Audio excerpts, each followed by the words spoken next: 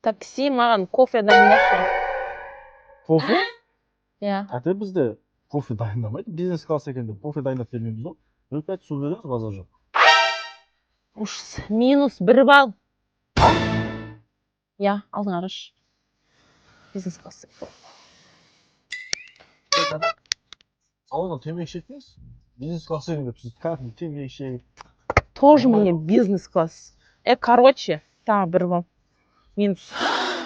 Жарайды. Такси. Ана музыканың дауысын төмендетші. Сөйтіп та өзің өлең айтшы. Өзің?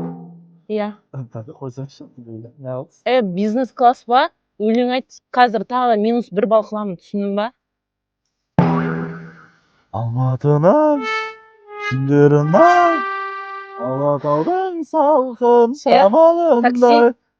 Тоқташ, дауысың жоқ екен, тағы -1 балл. Қада келдік бұл кәс. Келсек есікті ашсайын енді. Тоже мне бизнес класс. Боске кеттім ғой самолетке. Мен саған -1 балл. Осында клиенттер әбден шаршады. Таксистер сендердің өштерін алдым ба? Алдым ғой, короче. Таксистер мен сіздерге Берск таксопарк айтайын. Арба деген таксопарк.